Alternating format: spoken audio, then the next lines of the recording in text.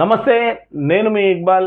MI టీవీకి స్వాగతం. గత వారం రోజులుగా ఏ శాటిలైట్ ఛానల్ చూసినా, ఏ సోషల్ మీడియా చూసినా ఒక వార్త హల్చల్ చేస్తుంది. ఆ వార్త ఏదో కాదు, ఐబొమ్మ రవి అరెస్ట్. ఈ వార్త విని కొన్ని వర్గాలు సంతోషాన్ని వ్యక్తపరిచాయి, కొన్ని వర్గాలు ఆశ్చర్యార్థకాన్ని వ్యక్తపరిచాయి. కొంతమంది అభిమానులు వాళ్ళ ఆవేదనను కూడా సోషల్ మీడియా ద్వారా వ్యక్తపరిచారు. పట్టుకోండి చూద్దాం అని ఖాకీలకు సవాల్ విసిరి ఐబొమ్మ రవి హఠాత్తుగా హైదరాబాద్ ఇంటర్నేషనల్ ఎయిర్పోర్ట్లో పట్టుబడ్డాడు.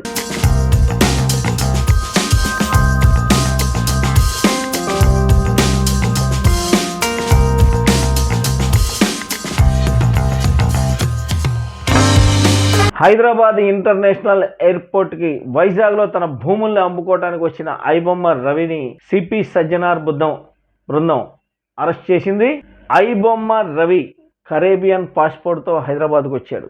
విశాఖలోని తన ప్రాపర్టీస్ని అమ్ముకొని తనకు రావాల్సినటువంటి ఆదాయాన్ని లేదా తను సమకూర్చుకోవాల్సినటువంటి సొమ్ముని సంపాదించుకొని తిరిగి వెళ్ళిపోదాం అనుకున్నాడు. ఈ లోపల హైదరాబాద్ పోలీసులు సిపి సజ్జనార్ బృందం అతన్ని అరెస్ట్ చేశారు. ఇదంతా అందరికీ తెలిసిన విషయమే. సోషల్ మీడియా వేదికగా ఐబొమ్మ రవిపై సానుభూతి ఏ రకంగా వ్యక్తపడుతుంది?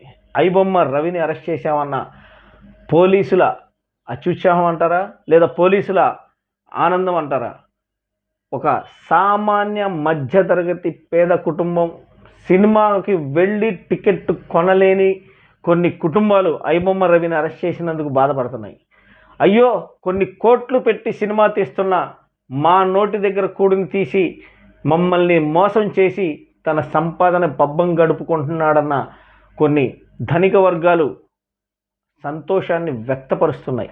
వీటి మధ్య ప్రజలు అయోమయానికి గురవుతున్నారు. చూడండి, ఎక్కడ నుండి ఎక్కడికి టెక్నాలజీ పెరుగుతుంది, ఏ రకం నుండి ఏ దశ నుండి ఏ దశకి టెక్నాలజీ మారుతుంది.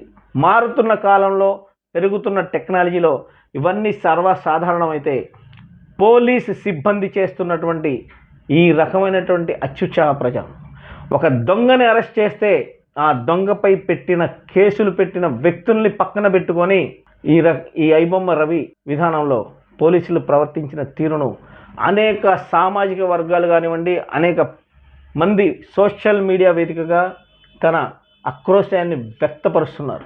ఐబొమ్మ రవి అరెస్ట్ న్యాయమా? ఐబొమ్మ రవి అరెస్ట్ ధర్మమా?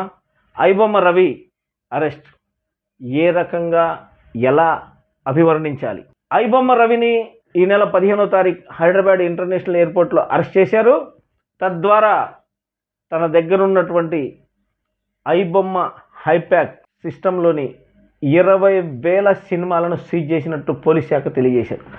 ఐబొమ్మ రవి టెలిగ్రామ్ ఛానల్ ద్వారా పైరసీ రాకెట్ నడిపించాడని హైదరాబాద్ సిపి సజ్జనార్ డిఆర్ఎం అనే సాఫ్ట్వేర్ ఉపయోగించినట్టు గుర్తించామన్నారు. ఐబొమ్మ రవి 110 వెబ్సైట్ డొమైన్స్ కొనుగోలు చేశాడన్నారు. రవి హార్డ్ డిస్క్లోని 21,000 సినిమాలు ఉన్నాయన్నారు. ఐబొమ్మ రవి అరెస్టుతో చిత్ర పరిశ్రమ ఊపిరి పీల్చుకుందన్నారు. ఇదంతా ఒక ఎత్తు అయితే, సామాన్యుడు తన కుటుంబంతో సినిమా హాల్కు వెళ్ళి సినిమా చూసి సంతోషంగా తన కుటుంబంతో గడిపి సినిమా హాల్లో నుండి బయటికి వచ్చి తన ఆనందాన్ని, ఆహ్లాదకరమైనటువంటి వాతావరణాన్ని పంచుకున్నటువంటి సందర్భాలు, కోకలలు ఎన్నో ఉన్నాయి. దాంట్లోనే అగ్గిపెట్ట ఉందా, అగ్నిపర్వతం. సూపర్ స్టార్ కృష్ణ సినిమా అభిమానులు, మా హీరో సినిమా హిట్ అయింది, మన హీరో కనబడితే చాలని ₹4 టికెట్ దగ్గర నుంచి ₹4 బాల్కనీ వరకు.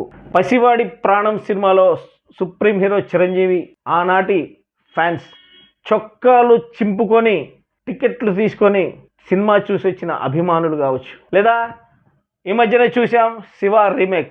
సైకిల్ చైన్ తెంపితే యువకులంతా ఏ రకంగా బ్లాక్ బస్టర్ ఇచ్చారో మనందరం చూసాం. మొక్కే కదా అని పీకేస్తే పీక కోస్తా అంటే బ్లాక్ బస్టర్ చూసాం. బాహుబలితో బాలీవుడ్ని షేక్ చేసిన సందర్భాలు చూసాం.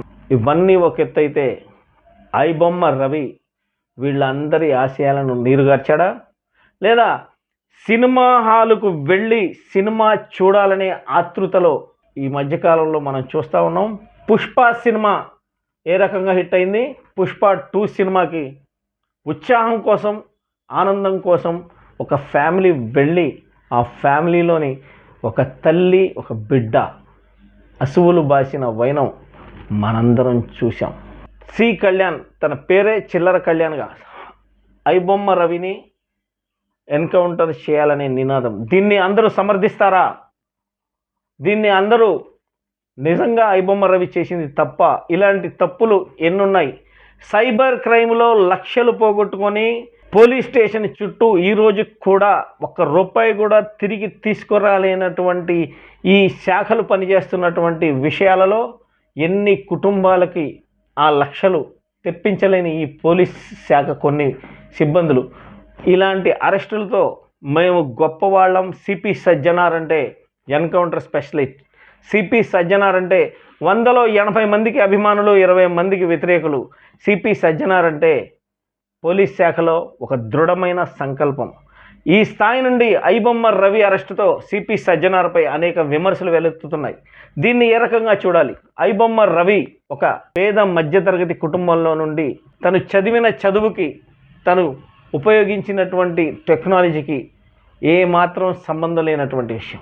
ఒక ముస్లిం మహిళని మ్యారేజ్ చేసుకొని తన జీవితాన్ని కొనసాగిస్తున్న తరుణంలో తనకు ఎదురైనటువంటి అనుభవాలను దృష్టిలో పెట్టుకొని కరేబియన్లకు వెళ్ళి అక్కడ పాస్పోర్ట్ని పొంది అక్కడ కరేబియన్ దేశ పౌరసత్వాన్ని పొందిన ఐబొమ్మ రవిని హైదరాబాద్లో అరెస్ట్ చేశారు.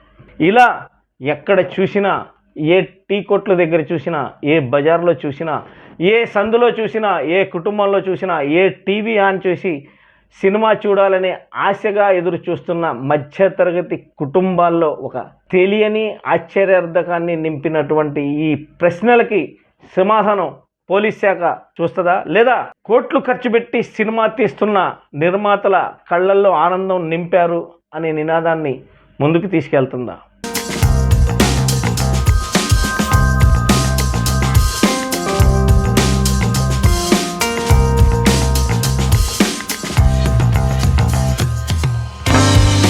ఇంతకీ ఐబొమ్మ రవి విలనా, హీరోనా? ఇలాంటి ఎన్నో అంశాలను ఎంఐ టీవీ మీ ముందుకు తీసుకొస్తుంది.